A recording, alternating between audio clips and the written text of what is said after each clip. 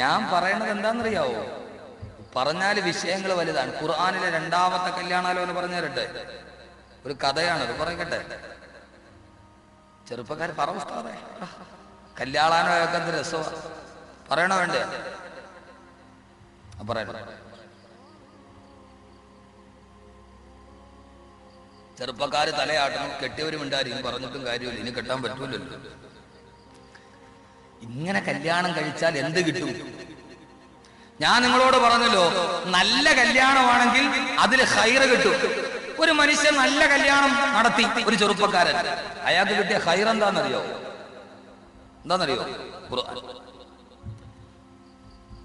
മൂസാ നബി അലൈഹി സ്വലാത്തു വസ്സലാം ഈജിപ്തിൽ വെച്ച് ഒറ്റയടിക്ക് ഒരാളെ കൊന്നു. മൂസാ നബി ഒരാൾക്ക് ഒരൊറ്റ അടി കൊടുത്തു, മരിച്ചു. ഒറ്റയടിക്ക് ഒരാളെ കൊന്നത് ഒന്ന് മൂസാ നബി, മറ്റൊന്ന് നവജ്യോത് സിംഗ് സിദ്ധു. ഒരു ക്രിക്കറ്റർ ഉണ്ടല്ലോ പണ്ടത്തെ, അയാൾ ഒറ്റ അടി കൊടുത്തൊരുത്തുണ്ട്, അവൻ ചത്തുപോയി.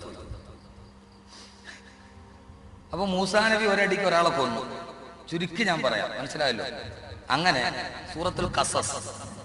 നിങ്ങൾ പറയില്ല, ഈ ഉസ്താദ് എന്തിനാ ഇങ്ങനെ കല്യാണം നടത്തുന്ന, ഓഡിറ്റോറിയത്തിൽ നടത്തരുത്, സ്ത്രീധനം മേടിച്ചിട്ട് മഹർ കൊടുക്കരുത് എന്നൊക്കെ പറയണ എന്തിനാ? ജീവിതത്തിൽ കുടുംബത്തിൽ ഹൈറുണ്ടാവില്ല. അള്ളാഹു തൗഫീക്ക് നൽകട്ടെ മനസ്സിലാക്കാൻ.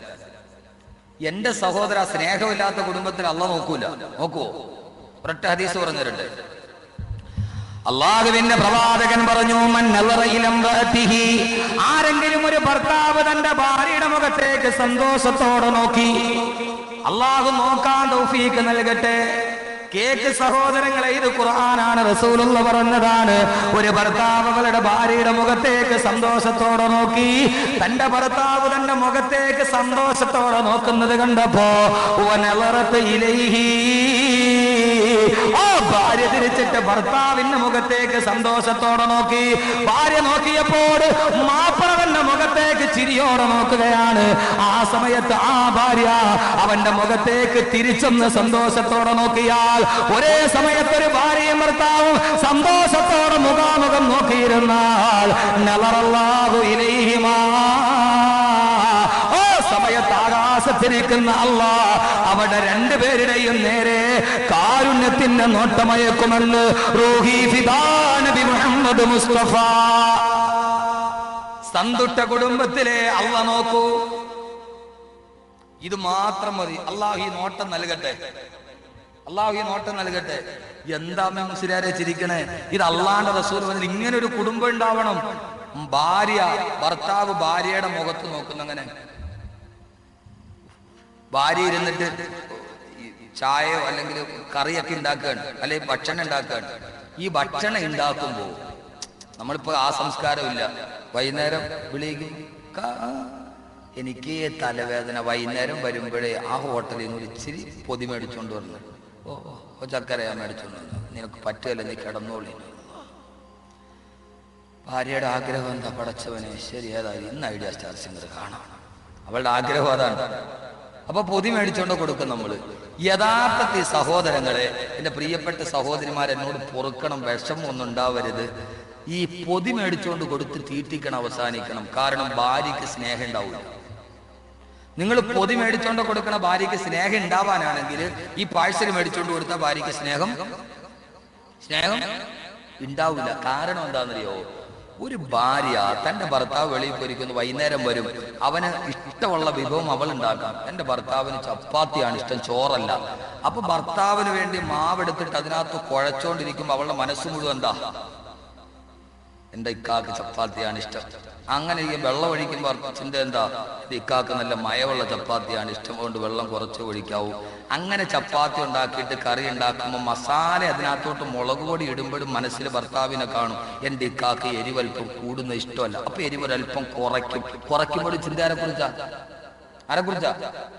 മനസ്സിലാക്കിയത് ആരെക്കുറിച്ചാ? ഭർത്താവിനെ കുറിച്ചിട്ടല്ലേ? അവസാന കറിയൊക്കെ ഉണ്ടാക്കി എണ്ണ ഒഴിക്കേണ്ട ഭർത്താവിന് കൊളസ്ട്രോൾ ഉണ്ട്, എണ്ണ കുറച്ചേ ഒഴിക്കാവൂ. കുറച്ചൊഴിക്കുമ്പോൾ മനസ്സിലാരെ കുറിച്ചുള്ള ചിന്തയാ? ഭർത്താവിനെ കുറിച്ചുള്ള ചിന്തയാ. അവസാനം ഇറക്കാൻ നേരത്ത് ഉപ്പൊഴിക്കാൻ നേരത്ത് എന്റെ ഉക്കാക്ക് ഉപ്പ് കൂടുന്ന ഇഷ്ടമല്ല. അപ്പോഴും മനസ്സിൽ ചിന്ത ആരെ കുറിച്ചാ? ഇക്കായെ കുറിച്ചിട്ടാണ്. അപ്പൊ കറി ഇങ്ങനെ ഇളകിക്കൊണ്ടിരിക്കുമ്പോൾ കറിക്കുള്ളിൽ കാണുന്ന മുഖം ആരുടെയാ? ഭർത്താവിന്റെ മുഖമാണ്. അങ്ങനെ ഇറക്കി വെക്കുമ്പോ അവള് കറി വെക്കുന്ന അരമണിക്കൂർ അവൾ കറിയിൽ ഉപ്പിടുമ്പോഴും മസാല ഇടുമ്പോഴും പൈസ ഇതിടുമ്പോഴും അപ്പോഴൊക്കെ മനസ്സിൽ ചിന്ത ആരെക്കുറിച്ചാ? ഭർത്താവിനെ കുറിച്ചല്ലേ. അപ്പൊ ഈ പരസ്പരം ഓർത്തോണ്ട് ഇങ്ങനെ ഇരിക്കും അവള് നമ്മളെ മറക്കുവോ? ഇരിക്കുവോ? ഇരുവള് കാലിമേ അങ്ങേര് പായസലുമായിട്ട് വരും, വന്നാൽ തിന്നിട്ട് കിടന്ന് ഉറങ്ങട്ടു. ശരിയാണോ അല്ലേ? അപ്പൊ ഈ പാഴ്സൽ മേടിച്ചോണ്ട് കൊടുക്കണ കാര്യം എന്ത് ചെയ്യണം? ഒരല്പം നിർത്തണം കേട്ടോ. നിങ്ങൾക്ക് എന്നോട് വിഷമമൊന്നും തോന്നരുത്. പടച്ചോൻ ഇങ്ങനെ വാതിനെ വിളിച്ച് ഇന്നലെ പറഞ്ഞൊക്കെ കൊള്ളാം, ഇന്ന് പറഞ്ഞ കൊള്ളത്തില്ല എന്ന് പറയരുത്. ഇതൊക്കെ ഒരു കുടുംബ ബന്ധത്തിൻ്റെതാണ്. നമ്മൾ ഒരു മാനസികമായിട്ടൊരു അട്രാക്ഷൻ ഉണ്ടാകും. കിടപ്പുമുറിയുടെ കട്ടിലൊക്കെ എല്ലാ കിടപ്പുമുറി കയറുമ്പോൾ ബെഡ്റൂമിന്റെ കട്ടിലൊക്കെ ആഴ്ചയിൽ ഒരു പ്രാവശ്യം തിരിച്ചു മറിച്ചൊക്കെ ഇടണം. കട്ടിൽ ഇന്ന് അങ്ങോട്ടായിട്ടെങ്കിൽ ഇങ്ങോട്ട് തിരിച്ചിടണം. കാരണം കിടപ്പുമുറി കയറുമ്പോഴേ നമുക്കൊരു മനസ്സിനൊരു എന്നും ഒരേപോലെ കിടന്നാൽ ഒരു ഇതുണ്ടാവില്ല. അപ്പൊ തിരിച്ചൊക്കെ മറിച്ചൊക്കെ ഇട്ട് വല്ലപ്പോഴും ഒരു പൂയൊക്കെ മേടിച്ചോണ്ട് പോയി വല്ലപ്പോഴും ഒക്കെ പോകുമ്പോൾ ഇച്ചിരി മുല്ലപ്പൂവൊക്കെ മേടിച്ചോണ്ട് കൊടുക്കും, കുഴപ്പമൊന്നുമില്ല. അള്ളാഹു നല്ല ബന്ധം നൽകട്ടെ. അള്ളാന്റെ റസൂല് പറഞ്ഞ ഭർത്താവ് ഭാര്യയുടെ മുഖത്തോട്ട് ഇങ്ങനെ സന്തോഷത്തോടെ നോക്കുന്നു. അവള് കറിയൊക്കെ ഉണ്ടാക്കുന്നത് തിരിഞ്ഞു നോക്കി കൊണ്ടാ എന്റെ ഭർത്താവ് എന്റെ മുഖത്തോട്ട് നോക്കുക സന്തോഷത്തോടെ. ഭർത്താവിന്റെ ചിന്ത എന്താ? അള്ളാഹുവേ, അവൾക്ക് തലവേദനയായിട്ട് എഴുന്നേറ്റ് വന്നിട്ട് എനിക്ക് വേണ്ടി അവള് കറിയും ഭക്ഷണം ഒക്കെ ഉണ്ടാക്കുകയാണല്ലോ. എന്റെ ഭാര്യ, എനിക്ക് ഈ പെണ്ണിനെ കിട്ടിയത് അള്ളാഹു എന്റെ ഒരു വലിയ ഖൈറാണല്ലോ അള്ളാഹുവേ എന്ന് സന്തോഷത്തോടെ അവളുടെ മുഖത്ത് നോക്കി ചിരിച്ചു. തന്റെ ഭാര്യ തിരിഞ്ഞു നോക്കിയപ്പോ ഭർത്താവ് തന്റെ മുഖത്ത് നോക്കി ചിരിക്കുന്നു. അവള് നേരെ ഭർത്താവിന്റെ മുഖത്ത് നോക്കിയിട്ട്, പടച്ചവനെ, എന്റെ ഇക്ക ഞാൻ ജോലി ചെയ്യണതിന്റെ തൊട്ടടുത്ത് വന്നിരുന്നിട്ട് എന്റെ മുഖത്ത് നോക്കിയിരിക്കാനുള്ള അല്ലാഹുവേ. അവളും പരസ്പരം ഒന്ന് മുഖത്ത് നോക്കി ചിരിച്ചാൽ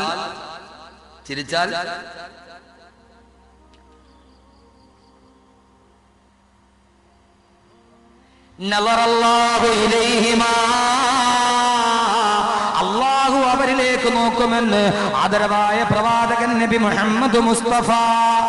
ഈ മഹാസംഭവം നിങ്ങൾ അറിയുന്നുണ്ടോ?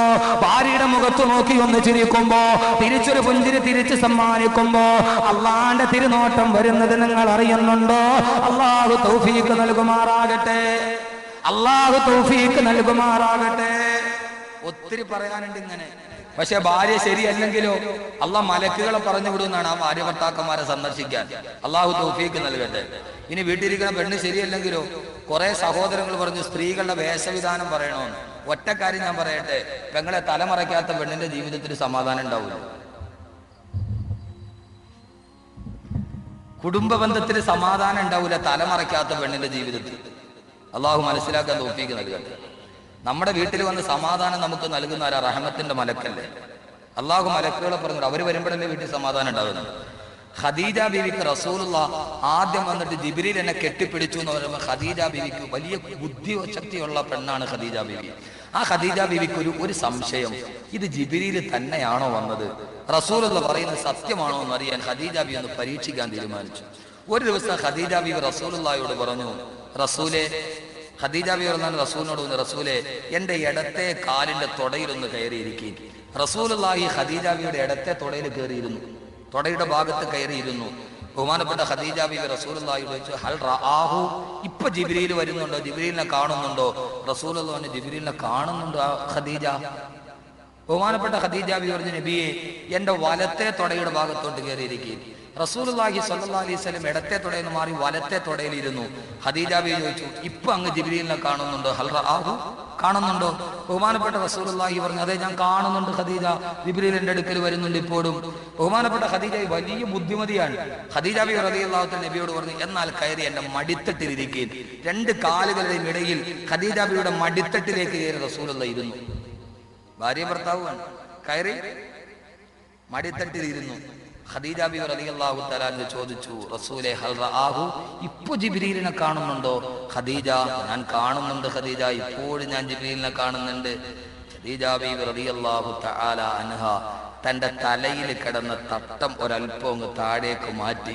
എന്നിട്ട് റസൂലുള്ളാഹിയോട് ചോദിച്ചു, റസൂലേ, ഇപ്പോ ജിബ്രീലിനെ കാണുന്നുണ്ടോ? ഹൽ റആഹു, ഇപ്പോ ജിബ്രീലിനെ കാണുന്നുണ്ടോ? ഖദീജ, ജിബ്രീൽ പോയി, കാണുന്നില്ല. ഖദീജ ബീവി നബിയെ, സദഖ്ത, അങ്ങ് പറഞ്ഞത് സത്യമാണ്. അർത്ഥം എന്താ? പറയും സഹോദരങ്ങളെ, ഇത് ചുമ്മാ പാകല്ല, പറയും. തല തറയ്ക്കാത്ത പെണ്ണിന്റെ വീട്ടില്, പെണ്ണിരിക്കുന്ന വീട്ടില് ഇരിക്കുന്ന വീട്ടില് മലക്ക് വരില്ല. മലക്ക് വന്നില്ലെങ്കിൽ പിന്നെ സമാധാനമുണ്ടോ? ആദ്യത്തെ ദിവസം ഞാൻ ഖുർആനിലെ വീട് പറഞ്ഞപ്പോൾ ഒരായത്ത് പറഞ്ഞില്ല, വല്ലദീന തബവ്വഉദ്ദാർ. ആ വീട് ഖുർആനിലെ വീടായി മാറിയതും മലക്ക് വന്നപ്പോഴല്ലേ? അള്ളാന്റെ ഖുർആൻ പറയും, അള്ളാന്റെ റസൂല് പറഞ്ഞു, തലമറക്കാത്ത പെണ്ണിന്റെ വീട്ടിൽ ജിബ്രീൽ വരില്ല. ഖദീജ ബീവിയുടെ തട്ടമൊന്ന് മാറിയപ്പോ ജിബ്രീൽ ആകാശത്തേക്ക് പറന്നു കയറിയെങ്കിൽ തലമറക്കാത്ത പെണ്ണ് ജിബ്രീൽ വരില്ലെങ്കിൽ പിന്നെ മറ്റു മലക്കുകൾ വരുമോ? അതുകൊണ്ട് ജീവിതം ക്രമീകരിക്കണേ, ജീവിതം ചിട്ടപ്പെടുത്തണേ. അല്ലാഹു തൗഫീഖ് നൽകട്ടെ. ഖുർആനിലെ 2